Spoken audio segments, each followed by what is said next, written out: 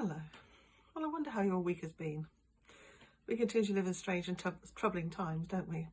But writing today, I hear the news that there has been a big drop in the number of new infections with COVID, and also that vaccination is going ahead well, so we do at least have some light at the end of the tunnel.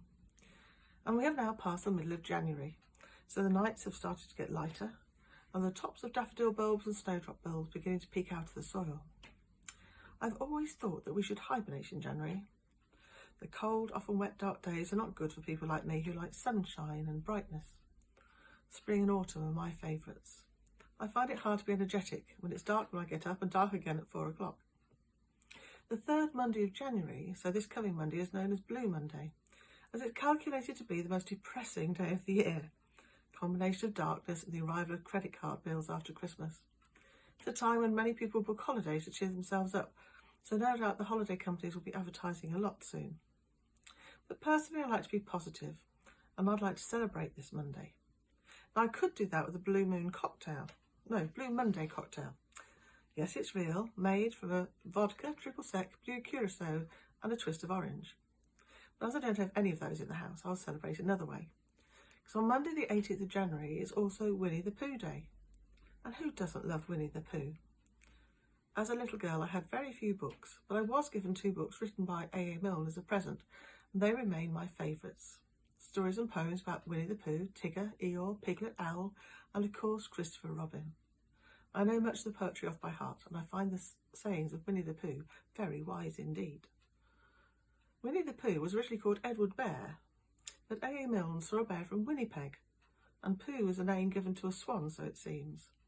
The date comes the date that A.A. Milne was born, 18th of January 1882. I think it's interesting to compare ourselves and our friends to those lovely characters. I always think I'm a bit of a Tigger. I'm a bit too bouncy at times for some people, and I struggle with people who are Eeyores sometimes. But I would like to be as wise as Winnie the Pooh, although I don't like honey like he does. Winnie the Pooh is many things, but mostly he's kind.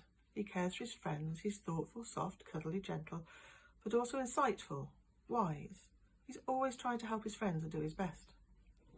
I sometimes think the world needs more people like Winnie the Pooh, and perhaps you can cheer yourself up this Blue Monday by reading poetry by A.A. Milne, or reading stories about Winnie the Pooh, or playing poo sticks by the river or at a stream. Whatever you do, cling on to kindness and wisdom, for we do have hope for the days to come, and we can continue to be wise and kind, especially as kindness seems to be in a bit of short supply in some places at the moment. As always, there are many more kind and loving people than unkind ones, people who care for our friends and community. And this week, our Archbishop, Justin Welby, was quoted in the Church Times saying this: "God rejoices in small acts of love because they reveal who we truly are, human beings made in God's image, deeply connected to one another.